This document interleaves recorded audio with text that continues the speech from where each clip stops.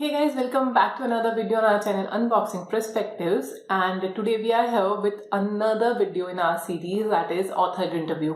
हमारी ये जो सीरीज है ऑथर इंटरव्यू, उसमें हम उन ऑथर्स से बात कर रहे हैं जो हमारे साथ जुड़े हुए हैं और जिनके एक्सपीरियंस हम चाहते हैं कि आपको भी पता चले। एक किताब को बनाने के लिए कितनी मेहनत लग रही है, वो कितने प्रकार की चीजों को सोच के वो किताब बना रहे हैं, इन्हीं चीजों के बारे में और जानने के लिए हम उन ऑथर से बात करते हैं।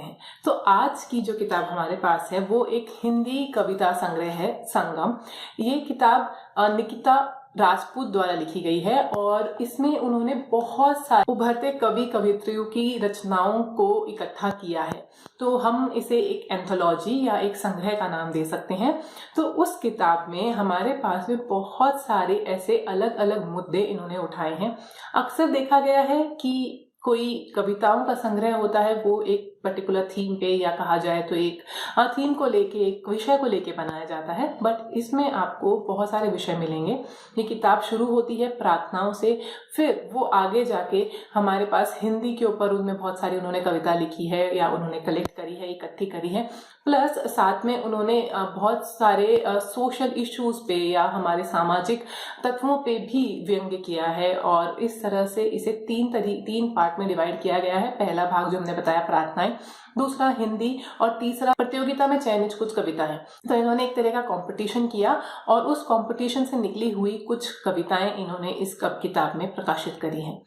इसके साथ साथ निकिता राजपूत का एक छोटा सा इंट्रोडक्शन मैं देना चाहूंगी।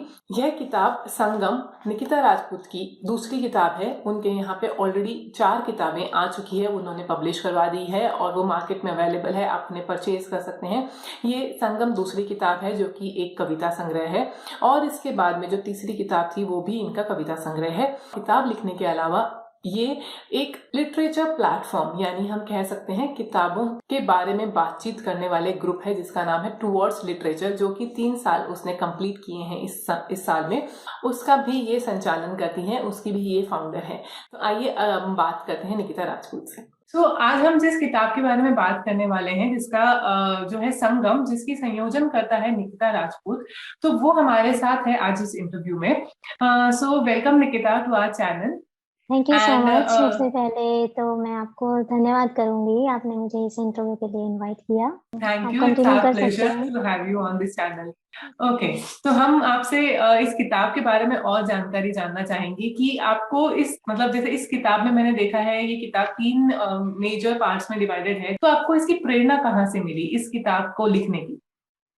क्योंकि सबसे पहले आपने बोला है इस बुक की, संगम की, मेरी बुक है संगम, जिसकी मैं लेखक भी हूँ और कवित्री आप कहेंगे, क्योंकि कविताएं हैं इसमें, और संयोजनकर्ता भी हूँ। तो इसमें तीन तरह से मैंने इसको डिवाइड किया है। क्यों किया है? क्योंकि सबसे पहला जो इसका प्रयास था, जो मेन उद्देश्य था इस बुक को लिखने का, संगम को क्रिएट करने का उद्देश्य था कि हिंदी लिटरेचर को प्रोत्साहित किया जाए। क्योंकि मेरी पहली जो बुक थी गूंज, वो हिंदी साहित्य पर ही आधारित थी। उसकी मार्केटिंग में, और या फिर आप बोल सकते हैं पोस्ट पब्लिकेशन के बाद जो भी चैलेंजेस आते हैं, उनको एक्सपीरियंस करने के बाद मुझे रियलाइज हुआ कि कहीं ना कहीं हिंदी लिटरेचर इंग्लिश लिटरेचर के कंपैरिजन में कहीं ना कहीं पीछे है। तो मुझे रियलाइज हुआ कि हिंदी लिटरेचर को हमें प्रोत्साहित करना चाहिए, लेकिन उसे किस तरह प्रोत्साहित करना चाहिए, उस तरह के मेरे मन में बहुत सारे ख्याल आए। तो सबसे बड़ा ज्यादा जो ख्याल था ना, सबसे ज्यादा मैंने देखा कि हिंदी लिटरेचर में लोग, लेखक कहें, कवि कहें, वो अपनी कविताएं पब्लिश तक नहीं करवा पाते हैं। तो मुझे एक आइडिया आया कि अगर मैं पब्लिश ही कराती हूँ तो सबसे पहला तो उन्हें उत्साहित होगा कि हमारी कविताएं पब्लिश हो रही है। आप वो किसी भी कारण से बोल सकते हैं, फाइनेंशियली बोल सकते हैं, सोर्सेज की कमी बोल सकते हैं, या फिर और भी कोई रीजंस हो सकते हैं, उनकी कविताएं एक्सेप्ट नहीं की जाती है, कुछ भी आप रीजन बोल सकते हैं, लेकिन सबसे पहला रीजन ये था। तो इसीलिए सबसे पहले तो मैंने कवि ढूंढे अपने भारत के हर एक कोने से, जहां से मुझे अच्छे कवि मिले। टारगेट था कि मुझे इतने पेजेस तक की बुक बनानी है, इतने लगभग कवि आने ही चाहिए। तो मैंने इसमें 30 कवियों की कविताएं लिखी हैं, जिसमें कवित्रियां भी हैं, और भारत के हर एक कोने से, मुझे लगता है कि लगभग सभी कोने से भारत के कवि हैं इसमें। तो हाँ। और प्रतियोगिता वाला सेक्शन जोड़ने का इसमें मेरा उद्देश्य था कि क्योंकि प्रतियोगिताएं हमेशा हम अपने स्कूल लेवल से भी जानते हैं कि हमेशा ही उत्साहित करती है, और उत्साहित भी करती है, हमें कहीं ना कहीं इंस्पायर करती है कुछ अच्छा करने के लिए।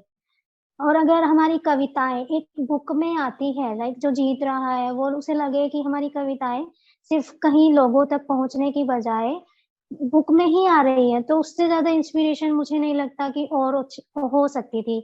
लाइक आप किसी ऑथर को शाबाशी देना चाहते हैं कि आपने बहुत अच्छा काम किया है, तो आप क्या करेंगे? मुझे लगा कि सबसे अच्छा तरीका होगा कि आप उनकी बुक को पब्लिश करें, ज्यादा से ज्यादा लोग पढ़ें। और राइट, सबसे अच्छा प्रोत्साहन वही मिलता है कि आपकी कविता कहीं परमानेंटली पब्लिश हो रही है, वो आपके सामने हमेशा रहेगी। बिल्कुल। और ये तो हुई एक सेक्शन की बात। दूसरी बात हुई, सबसे पहले मुझे प्रार्थना वाला एक्चुअली सेक्शन कवर करना चाहिए था, क्योंकि कविताएं भी और हर चीज ये दुनिया भी सिर्फ और सिर्फ भगवान की कृपा से ही शुरू होती है। तो प्रार्थना वाला सेक्शन इसीलिए सबसे पहले रखा गया है। दूसरा सेक्शन हिंदी का।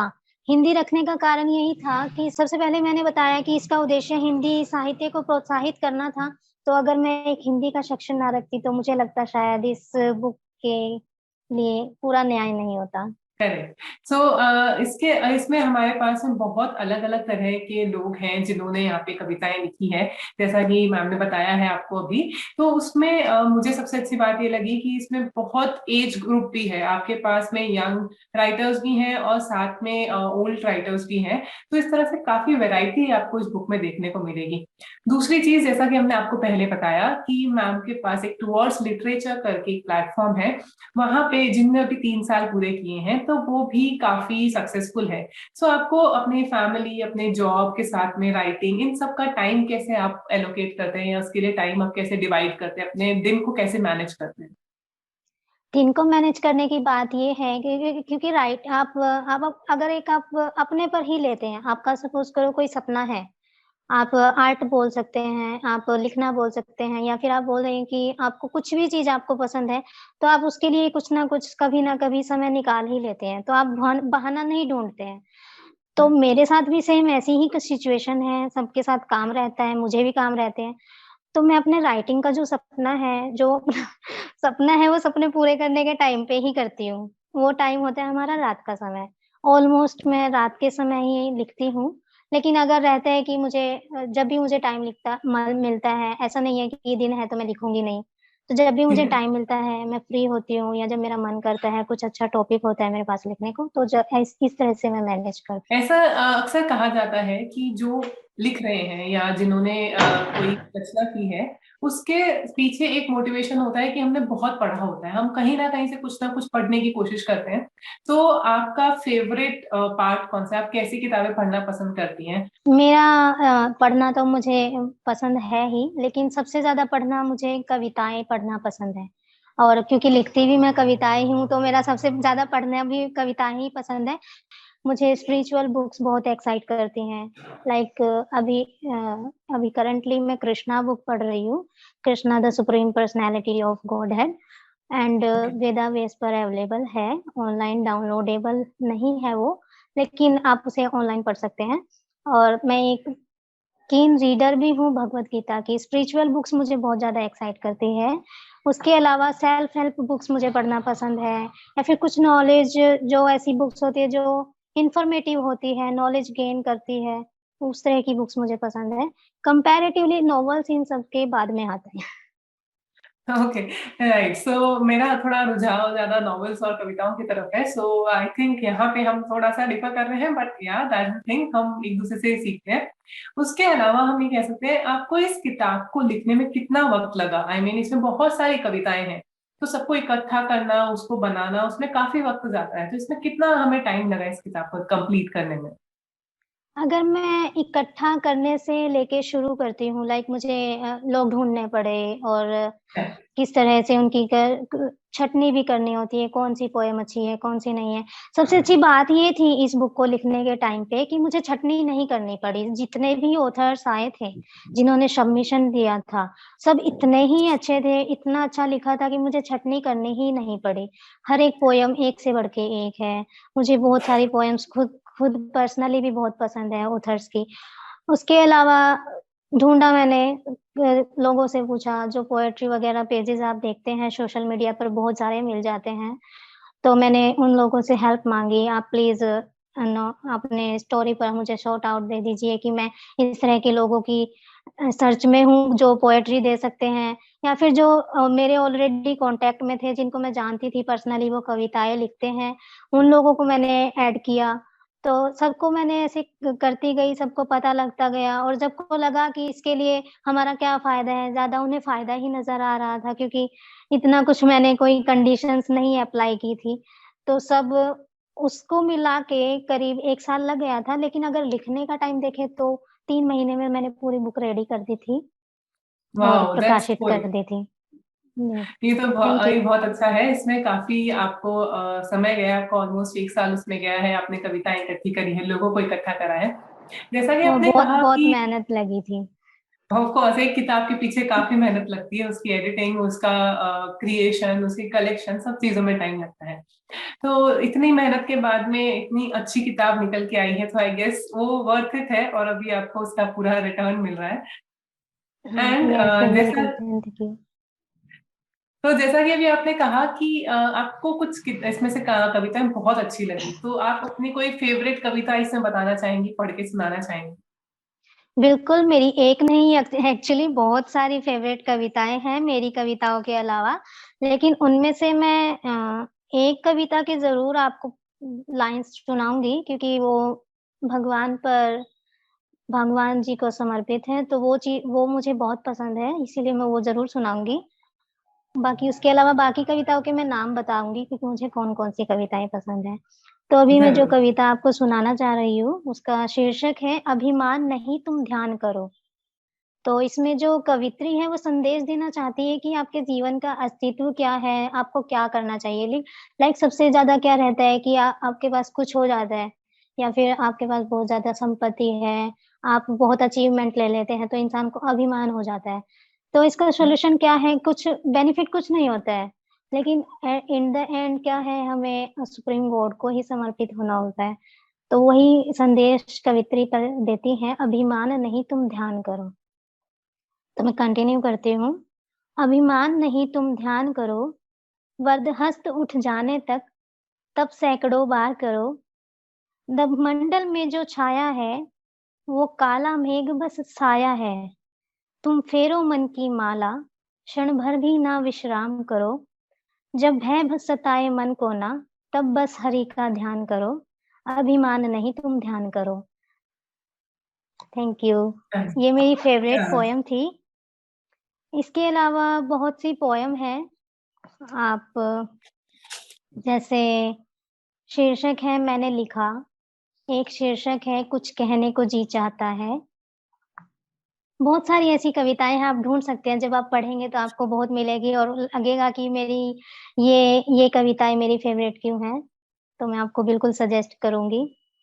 जी, मेरे को भी इसमें कुछ कवियों, जैसे एक कवि है इसमें पवन मित्तल, एक है हिमानी शर्मा, एक है शक्ति बवेजा, और कुछ आप ही कविताएं हैं। ये कविताएं मुझे बहुत पसंद है, जिसमें से मैं कह सकती हूँ एक खोज पवन मित्तल द्वारा लिखी गई है, और एक है कोई तो कदम उठाओ हिमानी शर्मा द्वारा लिखी गई है। उसके अलावा एक और यहाँ पे जो कविताएं हैं, हिंदी हमारी पहचान, निखिल शर्मा ने लिखी है ये कविता। और एक है हिंदी हमारा गौरव, ये बहुत ही अच्छी लगी मुझे। इसमें एक कहानी बताई थी उन्होंने, एक कविता के जैसे, और ये भी हिमानी शर्मा ने लिखी है, और ये मुझे वाकई में ऐसा लगा कि हाँ, कहानी को भी आप कविता के रूप में दे रहे हैं, so that was really good. तो ये कविताएं मुझे काफी अच्छी लगी, इस वाले में मैंने पढ़ी है ये। सो इसमें मुझे जो चीज बहुत पसंद आई वो ये थी कि काफी अलग अलग तरीके की कविताएं हैं। ऐसा नहीं है कि आपको सिर्फ एक ही सब्जेक्ट पे मिल रही है, और ऐसा भी नहीं है कि आप किस तरीके से उसे पढ़ रहे हैं, आप बोर हो रहे हैं, ऐसा भी नहीं है। आप एक बार में एक कविता पढ़ के छोड़ सकते हैं, उसके बाद में जब आपको समझ में आए आप दोबारा दूसरी ले सकते हैं, और अलग अलग टॉपिक पे अलग अलग तरीके से लिखी हुई है। एक प्रोज में है, कुछ प्रोज के फॉर्मेट में है, कुछ राइमिंग है, तो इस तरह से अलग अलग फॉर्मेट में है, जो मुझे बहुत अच्छा लगा इस बुक में। लाइक बोर होने का तो चांस ही नहीं बनता। जो आपने कविताएँ बताई हैं, ये कविताएँ मेरी भी पसंदीदा हैं। सॉरी, मैं हर एक का नाम नहीं ले सकती। आप अपने लेखन प्रक्रिया के बारे में बता सकते हैं, आप उसके बारे में कुछ हमसे साझा करेंगे? जैसे अगर आप कोई ब्लॉक है, आपसे नहीं लिखा जा रहा है, बहुत टाइम से आप नहीं लिख पा रहे हैं, या फिर अगर आप कहीं जा रहे हैं और अचानक से आपको कोई सुझाव आता है और आप एकदम से लिखना शुरू कर देते हैं, तो अगर ऐसा ब्लॉक चल रहा है जब हम नहीं लिख पाते हैं, तब आप ऐसा क्या करते हैं? आपको क्या प्रेरित करता है कि मुझे वापस से लिखना शुरू करना चाहिए? ऐसा तो बहुत रेयर चांस होता है कि मुझे कोई चीज़ उत्साह ऐसा नहीं उत्साहित नहीं करती कि अब मुझे लिखना नहीं चाहिए। ऐसा लेकिन कंडीशन अपनी आपकी जैसे आपने बोला है ना कि कुछ चांस हो जाते हैं कि आपको छोड़ना पड़ता है। तो बीच में हाँ, ऐसा हुआ था कि मुझे काफ़ी आप बोल सकते हैं 6-7 महीने तक मैंने कुछ एक अक्षर तक भी नहीं लिखा था। तो उस टाइम पर मुझे लगा था कि चलो कोई बात नहीं, बट मैं एक्टिव थी, मैं पढ़ती ज़रूर थी। लेकिन उसके बाद क्या था कि जैसे-जैसे मैं पढ़ती थी, अब मुझे रहता था कि लिखना तो ज़रूर है, लेकिन मैं लिख नहीं पाती थी। तो जब भी ऐसा होता है कि मुझे कुछ याद आता है, तो उस वक़्त पे मैं क्या कर लेती हूँ कि मुझे इस बारे में लिखना है, तो मैं पर्टिकुलर नोट्स बना के रखती हूँ कि ये टॉपिक है, जब भी मैं लिखूँगी, वो इसमें इस टॉपिक पर ज़रूर लिखूँगी। उसके अलावा एक चीज़ और रहती है मेरे माइंड में, मैं भूल जाती हूँ कि अब ये टॉपिक तो याद आ रहा है, लेकिन अब मुझे इसमें लिखना क्या है, वो मैं उस टाइम पे भूल जाऊँगी। अभी नहीं लिख पा रही हूँ, लेकिन भूल जाऊँगी।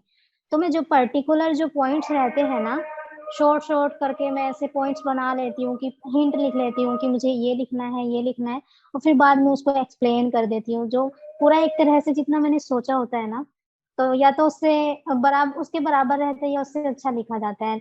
लेकिन अब वो पढ़ने वाला ही बता सकता है कि मैंने अच्छा लिखा है कि नहीं लिखा है। नहीं, लेकिन बिल्कुल मेरे अच्छा लिखा हिसाब से जाता वो है। अच्छा रहता है। बिल्कुल, तो इस ऐसे में किताब मैंने के छोड़ बेसिस पे दिया। तो वो अच्छा ही आता है। बहुत ही अच्छी इसमें कविताएं हैं, उनको देख के तो ये है कि वो अच्छा ही आता है। और ये भी देखा गया है कि लेखक हो या कवि हो, उनके नोट्स हमेशा भरे हुए रहते हैं। मोबाइल के नोट्स में हमेशा कुछ ना कुछ ऐसा मिलेगा जो हमें नहीं पता है हमने कब लिखा था, पर कभी कहीं से निकल के आता है कि हाँ, अब इस पे हमें बिल्कुल, कंटिन्यू करना है। ऑलमोस्ट टाइम पे मेरे साथ ऐसा ही होता है कि जैसे अभी मैं कुछ काम कर रही हूँ, लाइक अभी मैं आपके सामने इंटरव्यू भी हो रहा है ना, तो सामने अगर मुझे कुछ याद आ जाएगा, तो मेरे माइंड में वो चलता रहेगा, मुझे ये लिखना है, मुझे ये लिखना है। तो मैं क्या करूँगी, सबसे पहले काम ये रहेगा, ये काम फिर करके मैं सबसे पहले नोट्स बनाऊँगी, मुझे इस बारे में लिखना है। बाय चांस अगर मैं भूल जाती हूँ, तो मुझे बहुत रिग्रेट होता है कि मेरा फेवरेट टॉपिक टॉपिक था और मैंने छोड़ दिया। चाहे मुझे वो कहीं भी पोस्ट करना पड़े, लेकिन मैं नोट्स बना लेती हूँ। उभरते हुए जो लेखक हैं, लेखिकाएं हैं, या जो कविताएं लिखना चाह रहे हैं, उनके लिए कोई टिप्स या उनके लिए आप कुछ सजेशंस देना चाहेंगे? सबसे पहला टिप्स मैं ये दूँगी कि आपको अच्छी किताबें पढ़नी चाहिए। ऐसा नहीं है कि आप पुराने ऑथर्स पढ़ने लग जाएँ, ठीक है? आप लोगों का ऐसा असम्पशन्स रहती हैं कि हम पुराने ऑथर्स को पढ़ेंगे, सीखेंगे, देन हम तभी कुछ कर पाएँगे। न्यू ऑथर्स भी ऐसे हैं जो बहुत ज़्यादा अच्छा लिखते हैं, कंपैरेटिवली आप कहेंगे माय गॉड! कितना ज़्यादा एक्सपीरियंस होगा और आप देखेंगे कि उनको कुछ ज़्यादा नहीं 1 ही साल होगा लिखते हुए। ऐसे बहुत सारे ऑथर्स मेरी बुक में भी हैं। उसके अलावा दूसरा जो ऑप्शन रीडिंग है और उससे उसके अलावा आप स्पिरिचुअल बुक्स पढ़ें। आपको वहाँ से आइडियाज़ मिलते हैं। जो वोकैब्युलरी है, पूरा शब्द भंडार आप एक राइटर को चाहिए होता है। शब्दों की जो कीमत है एक राइटर को ही पता होती है। कहाँ पे, किस वेटेज में, कौन-सा, क्या वर्ड यूज़ करना है। तो आप ये स्पिरिचुअल बुक में बहुत अच्छे से ऐसे वर्ड्स आपको मिलेंगे कि आप कहीं भी नहीं देखेंगे, बहुत इम्प्रेसिव वर्ड्स आपको मिलेंगे। आप वोकैब अपनी स्ट्रॉन्ग कीजिए, रेगुलर बेसिस पे वर्ड्स पढ़िए। अगर आप रीडिंग नहीं कर पाते हैं, तो एट लीस्ट वोकैब पढ़िए, आदत बनाइए। बिलीव ऑन योरसेल्फ ये क्योट है, बहुत लोग बहुत हल्के में इसे ले लेते हैं ना लाइक कि बहुत सुना है बिलीव इन योरसेल्फ बट करे कैसे? लेकिन एक बार आप करके देखिए आप बहुत अच्छे से काम कर पाएँगे, आप राइटिंग अच्छे से लिख पाएँगे और कुछ भी और लिखना और पढ़ना बिल्कुल मत छोड़िए। और सबसे लास्ट जो मैं अडॉप्ट कर रही हूँ अपने साथ ही लिखने में, नोट्स बनाइए, जो भी आपको जैसा भी अच्छा-बुरा जैसा भी आपको आता है याद, लिखिए, रिव्यू कीजिए। अगर आपको अच्छा लगता है तो पोस्ट कर दीजिए, पब्लिश कर दीजिए, अगर नहीं लगता है तो छोड़ दीजिए। एट लीस्ट आपको एक्सपीरियंस होगा कि आपको क्या करना चाहिए। अब कोई चीज़ मुझे ही अच्छी नहीं लग रही है पढ़ने में, तो दूसरों को क्या लगेगी? तो नोट्स बना के रिव्यू ज़रूर कीजिए, एडिट कीजिए, देन पूरा लिखने के बाद ही एडिट करें, ताकि आप समझ पाएँ कमी क्या है, तो आप अच्छे से लिख पाएँगे। 5 टिप्स मैंने दिए हैं, सॉरी मैं उनको पॉइंट आउट नहीं कर पाई हूँ। नहीं, नहीं, एकदम इसको ये बहुत ही अच्छा उनके लिए रहेगा, जो नए राइटर्स हैं, उनके लिए बहुत अच्छा टिप है कि नोट्स बनाना है और रिव्यू करना है, गेस वो सबसे इम्पोर्टेंट है, क्योंकि जब हम एक बार लिखते हैं तो हमारे पास एक रॉ डेटा रहता है, रॉ फ्लो ऑफ थॉट्स रहता है, पर जब हम उसको दोबारा से उसको पढ़ते हैं तो हमें ही समझ में आता है कि हमने कितनी जगह मिस्टेक्स करी है और वर्ड हम कुछ और सोच रहे थे, हमने कुछ और ही लिख दिया। तो वो चीजें ऐसा भी हमें होता उसी है से ना, पता कई चलती बार है। हम इमोशन से प्रभावित होके फ्लो में बहुत ही ज्यादा लिख पाते हैं, और जब बहुत हम ज्यादा लिख अपना देते हैं। पूरा उसमें आते हैं ना, सोबर हो जाते हैं, फिर हमें लगता है क्या क्या लिखा हुआ है ये। तो इस तरह की चीजें हम रिमूव कर सकते हैं, या फिर कुछ ऐसा होता है कि हम सोबर माइंड में ज्यादा अच्छे से सोच सकते हैं। तो जब आप वो राइट। मिक्सअप बैलेंस बना के चलेंगे ना, तो आपकी राइटिंग ऑब्वियसली अच्छी हो जाएगी। Obviously, right. सो ये बहुत ही अच्छी टिप है उन लोगों के लिए जो अभी सोच रहे हैं लिखने के लिए, और जो ये सोच रहे हैं कि हमने अभी इतना लिख के रखा है, हम उसका क्या करें। तो आप हमसे कनेक्ट कर सकते हैं हमारे चैनल पे नीचे कमेंट सेक्शन में। मैं आपको कनेक्ट करवा दूंगी निकिता मैम से, तो आप उनसे कनेक्ट कर सकते हैं और आप आगे की प्लानिंग कर सकते हैं। टुवर्ड्स लिटरेचर में आप पार्टिसिपेट कर सकते हैं और इसमें होने वाले कॉम्पिटिशन्स में भी आप भाग ले सकते हैं, ताकि आपको भी एक प्लेटफॉर्म मिले, आप हमसे कनेक्ट हो सकते हैं।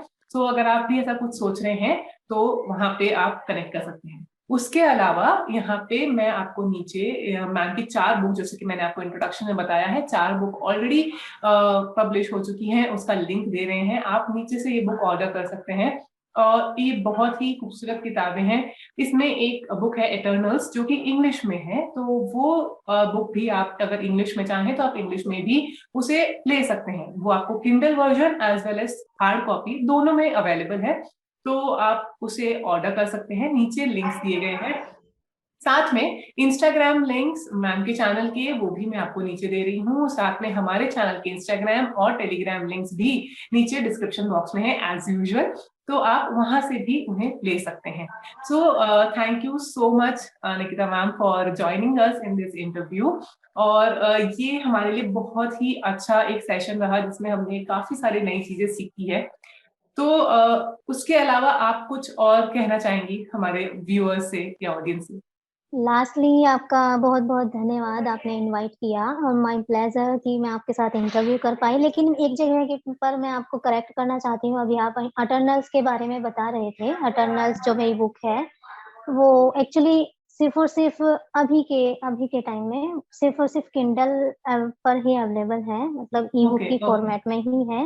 वो पेपर बैक में नहीं है, लेकिन I am planning to publish it in paperback format also. जैसे ही ओके, होगा मैं आपको इन्फॉर्म कर दूंगी।